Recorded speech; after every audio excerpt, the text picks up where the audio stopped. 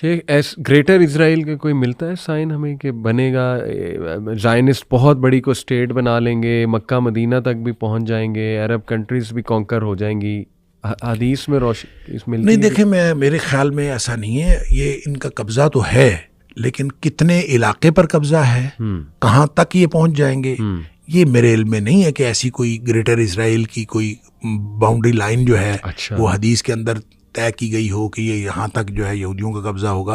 البتہ یہ ضرور ہے کہ یہودیوں کا قبضہ ہوگا، جیسے میں نے عرض کیا کہ آخری جنگ جو ہے مسلمانوں کی عیسائیوں کو شکست دینے کے بعد پھر مسلمانوں کی آخری جنگ جو ہے یہودیوں کے ساتھ ہونی.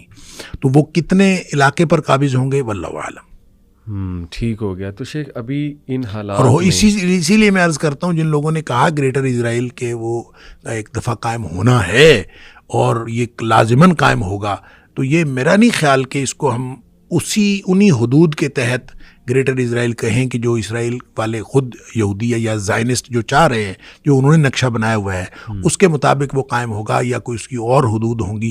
واللہ عالم، اس کے بارے میں کچھ کہا نہیں جا سکتا. یہ سوال بڑا شیخ آ رہا ہے کہ امام مہدی پیدا ہو چکے ہیں یا بہت قریب ہے ان کا ٹائم، ایک دم سے ظہور ہو سکتا ہے، تو آپ کی اس پہ پرسنل رائے ایک ہوتی ہے نا ہر عالم کی، آپ کی اس پہ کیا ہے پرسنل رائے؟ دیکھیں، میں پہلے بھی کئی دفعہ کہہ چکا ہوں، اس کے اوپر لوگوں نے آراء بھی دی ہیں جو کوئی اچھی آراء نہیں دی. مطلب میرے خیال میں تو امام مہدی کے ظہور کا ماحول بن رہا ہے، اور جب ہم کہتے ہیں ماحول بن رہا ہے تو اس کے کتنی دیر بعد امام مہدی نے ظاہر ہونا ہے یہ تو اللہ کو معلوم ہے. لیکن جب ہم ان فتنوں کے ظہور، امام مہدی کے ظہور یا اس طرح کی نشانیاں جو قرب قیامت کی ان کے ظہور کی بات کرتے ہیں، تو اس میں دو دہائیاں لگ جانا، دو دہائی لگ جانا، یہ ایک بالکل چھوٹی سی بات ہے. یعنی ہو سکتا ہے کہ ایک چیز جو ہے جس کو ہم سمجھ رہے ہیں کہ ظہور ہونے کا وقت ہو گیا ہے اور یہ اس کے بعد وہ ان کا ظہور 1 دہائی کے بعد ہو، 2 دہائی کے بعد ہو، واللہ عالم کب ہونا یہ اللہ کو معلوم ہے. ہم اس کے بارے میں کوئی نہیں کہہ سکتے ایگزیکٹ ڈیٹ. بہت سارے لوگوں نے تو ڈیٹس دی ہوئی ہیں، لیکن یہ ایسا کچھ نہیں ہے. ایسا نہیں ہے، لیکن ہونا ہے، یہ سارا کچھ ہونا ہے. وہ واقعات جو نبی پاک صلی اللہ علیہ وسلم نے بتا دیے ان کا وقوع تو ہونا ہے، لیکن کس اور ترتیب بھی یہی ہوگی. کب ہوں گے اور کس جگہ پہ ہوں گے یہ اللہ کو معلوم ہے. البتہ جن جگہوں کی نشاندہی نبی کریم صلی اللہ علیہ وسلم نے کر دی ہے جیسے شام کی، تو وہ جگہیں جو ہیں وہ اسپیسیفک ہیں. تو ہاؤ ٹو بی شور کہ ہم کم از کم ان کے اس رینک میں شامل ہو جائیں اگر آج کوئی عنقریب ظہور ہو جاتا ہے؟ As a family, as an individual کس گائیڈ لائن کو فالو کریں؟ اپنی فیملی کی توجہ کس طرف دلائیں اتنی تیزی سے جو حالات چینج ہو رہے ہیں کہ ہم کوشش کریں کہ رف ٹف کا عادی بنائیں. صحیح. اس لیے کہ ہم جو نرم گرم بستروں میں سونے والے، ہم جہاد پر کیسے بیعت کر سکتے ہیں؟ صحیح. اور امام مہدی کی بیعت ہوگی جہاد پر. بالکل ایسے. لہٰذا جو لوگ جہاد کے لیے ٹریننگ لینے کو بھی ایک مشقت سمجھتے ہیں تو وہ کیسے ان کی بیعت کریں گے؟ اللہ، ان کے لیے تو پرابلم ہوگا. لہٰذا اس کو دیکھیں، یہودی اپنے بچوں کو ٹریننگ دیتے ہیں، ساری دنیا کے لوگ اپنے بچوں کو جنگی ٹریننگ دیتے ہیں. ہمیں بھی ایز مسلم نیشن کے طور پر، مسلم ملت کے طور پر ہمیں اپنے بچوں کو جہادی ٹریننگ دینی چاہیے. صحیح. اور امت مسلمہ کے حکمرانوں کو اس بات کا اہتمام کرنا چاہیے. اور میں تو کئی دفعہ پہلے بھی کہہ چکا ہوں کہ پاکستان کے تمام عوام کے اوپر، مثلا ہم پاکستان کی بات کرتے ہیں، تمام عوام کے اوپر جنگی ٹریننگ لازمی ہونی چاہیے. بالکل صحیح. اور یہ بالکل ہر بچے کو، جیسے دیکھیں پہلے NCC ہوتی تھی اسکولوں کالجز کے اندر، میرے دور کی بات ہے یار. ہاں جی، NCC ہوتی تھی، کچھ نہ کچھ ٹریننگ ہوتی تھی. پھر جام باز فورس ہوتی تھی، اس میں کمیونٹی کے لوگ ہوتے تھے، کچھ نہ کچھ ٹریننگ کا سلسلہ. تو میں یہ سمجھتا ہوں کہ ایک خاص عمر کی حد پہ جا کے فوجی ٹریننگ دینی چاہیے اور قومی لیول پہ اس کو لازمی قرار دیا جانا چاہیے اور سب لوگوں کو ٹریننگ دی جانی چاہیے. اور جب وہ ٹریننگ موجود ہوگی، رف ٹف کے عادی بنیں گے. دیکھیں کیا حالات بننے ہیں اللہ کو معلوم ہے، لیکن یہ جو کمفرٹ زون ہے نا، اس سے بہرحال باہر نکلنا ہے. اس کمفرٹ زون میں رہ کر امام مہدی کی بیعت نہیں کی جا سکتی، یہ پکی بات ہے. اس سے باہر نکلنا ہے، اور اس سے باہر نکلنے کے لیے آپ کو اپنی ٹریننگ دینی پڑے گی، اپنے بچوں کو اس بات کا عادی بنانا پڑے گا، رف ٹف کا عادی. دیکھیں نا، مثلا دجال کے ظہور کے حوالے سے نبی کریم صلی اللہ علیہ وسلم نے ایک بات فرمائی کہ سارے رزق کے وسائل اس کے پاس ہوں گے, بالکل سارا کچھ اس کے پاس ہوگا, وہ جس کو چاہے گا وہ دے گا, جس کو نہیں چاہے گا نہیں دے گا. اب کتنی بڑی آزمائش. صحیح بات. صحابہ کہتے ہیں اللہ کے رسول صلی اللہ علیہ وسلم ہم پھر کھائیں گے کیا, یعنی سارے وسائل اس کے پاس, تو ہم کیا کریں گے. صحیح. آپ نے فرمایا تمہیں لا الہ الا اللہ پڑھنا, اللہ اکبر پڑھنا, لا حول ولا قوت الا باللہ پڑھنا, یہی کافی ہوگا. اللہ. آپ یہ بتائیں کہ ہمارا پیٹ بھرتا ہے اللہ کا ذکر کرنے سے, لا الہ الا اللہ کہنے سے, اللہ اکبر کہنے سے ہمارا پیٹ بھرتا ہے؟ نہیں بھرتا, نہ ہمارے بچوں کا پیٹ بھرتا ہے. اس کا مطلب یہ ہے کہ اپنے آپ کو اور اپنے بچوں کو اللہ کے ذکر کا عادی بنائیں, اور اس طرح عادی بنائیں کہ ان کی توجہ جو ہے یہ فاسٹ فوڈ اور کھانا پینا اور یہ ساری چیزوں سے ہٹ کے اللہ کے ذکر پر ہو, اور اللہ کے ذکر کی وجہ سے ان کا یہ جو بھوک کی طرف توجہ ہے یہ ختم ہو جائے. صحیح. آپ اللہ کے ذکر میں اس قدر انوالو ہوں کہ آپ کا بھوک کا احساس ختم ہو جائے. بالکل ٹھیک. تو یہ ہے کافی ہونے کا مطلب. ایسے تو اس کا عادی اگر ہم نے بنایا ہوا ہے اپنے بچوں کو, یہ خود عادی بنے ہوئے ہیں, تو پھر یہ اس وقت سفائز کرے گا, ورنہ تو نہیں. Rough and tough life, rough and tough life style بنانا ہے, کمفرٹ زون سے نکلنا ہے, اپنے بچوں کو اس بات کا عادی بنانا ہے.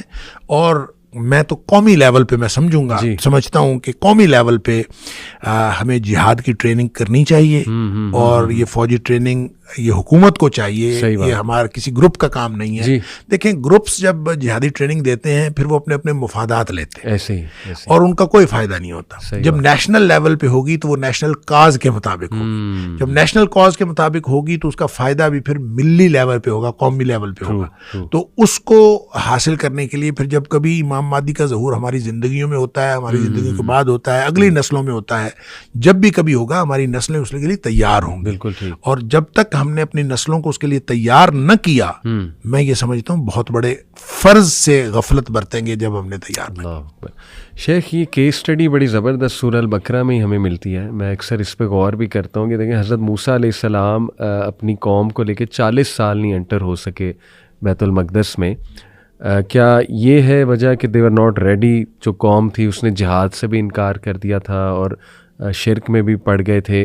تو اس کیس اسٹڈی سے ہم یہ بھی سمجھ سکتے ہیں کہ ہماری بھی قوم ابھی اس لیول کی تو ریڈی نہیں. جیسے آپ نے کہا امام مہدی کی فوج میں تو بھول جاؤ, یعنی جب وہ جہاد کے اوپر بیعت کریں گے تو ہماری تو یہ ٹریننگ ہی نہیں ہے, اور شاید اسی لیے ہم پہ یہ وبال بھی آیا ہوا. آپ اندازہ کریں کہ جب 1/3 لوگ جنہوں نے امام مہدی کو ماننا ہی نہیں مسلمانوں میں سے, کتنی بڑی تعداد ہے. اللہ اکبر. اگر ہم 1.5 ارب ہیں جی تو اس کا مطلب ہے 50 کروڑ نے نہیں ماننا. کتنی بڑی تعداد, کتنی بڑی تعداد انہوں نے نہیں ماننا. تو جو نہیں ماننا تو اس کی وجہ کیا ہوگی؟ وہ وجہ ہمارا کمفرٹ زون ہے کہ ہم اس سے نہیں نکلنا چاہتے. صحیح. ہم جا کے اپنے آپ کو اس رف ٹف لائف میں نہیں بھیجنا چاہتے اپنے بچوں کو اور خود. جب ہم کوئی ٹریننگ نہیں ہے, کوئی موٹیویشن نہیں ہے, کوئی موٹیویشن کبھی ہوئی ہی نہیں ہے, کبھی کسی نے بتایا ہی نہیں ہے, کبھی کوئی نیشنل لیول پہ کبھی کسی نے اس بات کی تیاری نہیں کی, تو یہ 50 کروڑ تو ایک طرف ہو گئے. باقی کے جو 1 ارب بچے ان میں سے 50 کروڑ جو ہیں ان جنگوں میں شہید ہوں گے, جو لڑتے ہوئے شہید ہوں گے. 50 کروڑ کتنی بڑی تعداد ہے. اور اس کے بارے میں بھی بہت بعض احادیث ایسی ہیں, کوئی صحیح کوئی غیر صحیح, لیکن ان میں بڑی عجیب و غریب تفصیلات ہیں.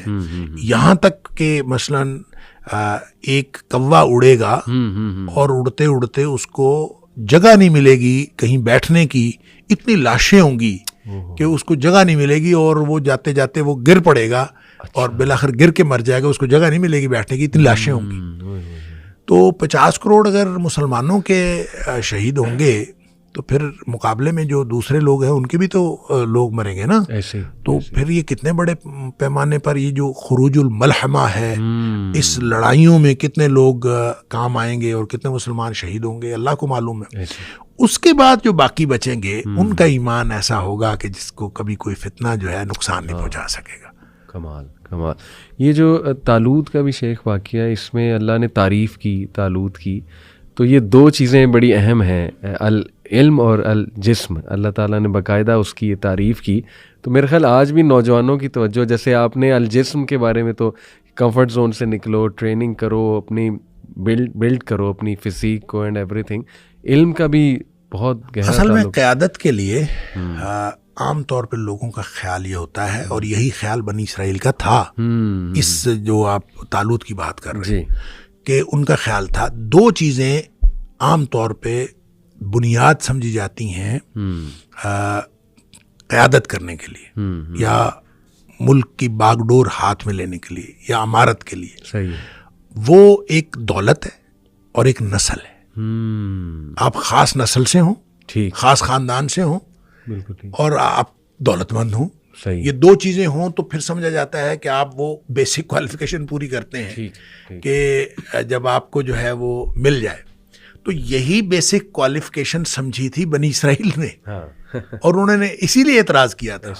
انہوں نے کہا تھا کہ ان کو مال کے اندر بھی ان کو کوئی ہم سے جو ہے وہ فوقیت نہیں دی گئی, اور نسلی طور پر بھی یہ اس نسل میں سے نہیں تھے جس کو یہودی جو ہیں وہ اپنے میں سے برتر نسل سمجھتے تھے, اس میں سے نہیں تھے. لہٰذا قبیلے کے اعتبار سے بھی اس میں سے نہیں, دولت بھی ان کے پاس نہیں, تو کس لیے ان کو جو ہے وہ ہمارے اوپر فوقیت دی گئی. اس کا جواب دیا گیا کہ تم جن دو چیزوں کو بنیاد بنا رہے ہو وہ بنیاد ہی غلط ہے. بنیاد ہے جسم اور یعنی جسمانی قوت اور علم. جس کے پاس بسطتاً فی العلم والجسم, جس کے پاس علم ہے اور جس کے پاس جسمانی قوت ہے, یہ دو بنیادیں ہیں, اور اس بنیاد پر طالوت کو جو ہے وہ امیر بنایا گیا ہے اور بادشاہ بنایا گیا ہے. تو اس کا مطلب یہ ہوا کہ اگر مسلمانوں نے کوئی کامیابیاں حاصل کرنی ہے تو ان کو بھی اپنی قیادت کی بنیادیں چینج کرنی پڑیں گی. اگر یہ بنیادیں ہماری بھی نسل اور دولت ہے تو پھر ہم کبھی کامیابی حاصل نہیں کر سکتے. کامیابی اگر حاصل کرنی ہے تو ہمیں بھی قیادت, علم اور جسمانی قوت, یعنی جسمانی قوت سے مراد صرف یہ نہیں ہے کہ بندہ ڈیل ڈول کا تگڑا ہو, مطلب اس میں جسمانی صلاحیتیں زیادہ ہوں, جسمانی طور پر بھی صلاحیتیں ہوں, اور وہ کامل آدمی ہو, اور اس کے اندر اللہ تعالیٰ نے جتنی صلاحیتیں ایک انسان کے اندر دی ہوئی ہوں وہ بھرپور اس کے اندر ہوں, اور دوسرا یہ کہ علم بھی اس کے پاس بھرپور ہو. تو علم اور جسم, اس لیے فرمایا بسطتاً فی العلم. زبردست زبردست. تو یہ جو آپ نے شروع میں ایک حدیث بھی بتائی کہ شام کے ساتھ جڑے رہو اس ٹائم پہ, اس سے کیا مراد ہے جڑنے سے؟ وہاں شفٹ ہو جاؤ, وہاں اچھا, یہ بہرحال اس کے بارے میں علماء نے مختلف باتیں کہی ہیں. مثلاً ایک حدیث میں آتا ہے کہ حضر موت یا حضر موت کے دریا میں سے آگ نکلے گی. صحیح. اب یہ کہاں سے آگ نکلے گی واللہ عالم. وہ ایک علاقہ ہے عرب کا حضر موت, وہاں سے آگ نکلے گی, وہ لوگوں کو دھکیل دے گی شام کی طرف. اچھا, شام کی طرف دھکیل دے گی. اب اس کا مطلب یہ ہے کہ لوگ جو ہیں وہ زبردستی شام کی طرف دھکیلے جائیں گے, اور شام جا کے اصل تو وہاں پہ جا کے پھر مارکا برپا ہونا ہے, اور لوگ زبردستی دھکیلے جائیں گے. یا پھر یہ ہے کہ کوئی ایسا فتنہ ہے, آگ سے مراد کوئی ایسا فتنہ ہے کہ لوگ مجبور ہو جائیں گے کہ وہ یہاں سے نکل کر شام چلے جائیں. صحیح. اور اس لیے ان احادیث کو سامنے رکھتے ہوئے علماء نے یہ کہا ہے کہ اس سے یہ استحباب ثابت ہوتا ہے کہ لوگ اگر مائیگریٹ کر کے شام جا سکیں تو ان کو شام چلے جانا چاہیے. اور شام سے مراد ونس اگین میں یہ کہوں گا کہ وہ سیریا نہیں ہے, ٹھیک ہے, یا جس کو ہم سوریا کہتے ہیں, یہ نہیں ہے, صرف یہ بھی اس میں شامل ہے, اور اس میں اردن کا علاقہ بھی شامل ہے, اس میں فلسطین کا علاقہ بھی شامل ہے, اس میں لبنان کا علاقہ بھی شامل ہے, اس میں قبرص کا کچھ علاقہ بھی شامل ہے, اس میں ایک صوبہ جو ہے وہ ترکی کا بھی شامل ہے. صحیح. تو وہاں جانا چاہیے. یہ اگر کوئی جا سکے تو وہ جانا چاہیے. استحباب ہے, اس کے اندر کوئی لازمی نہیں ہے. نبی پاک صلی اللہ علیہ وسلم نے حکم نہیں فرمایا.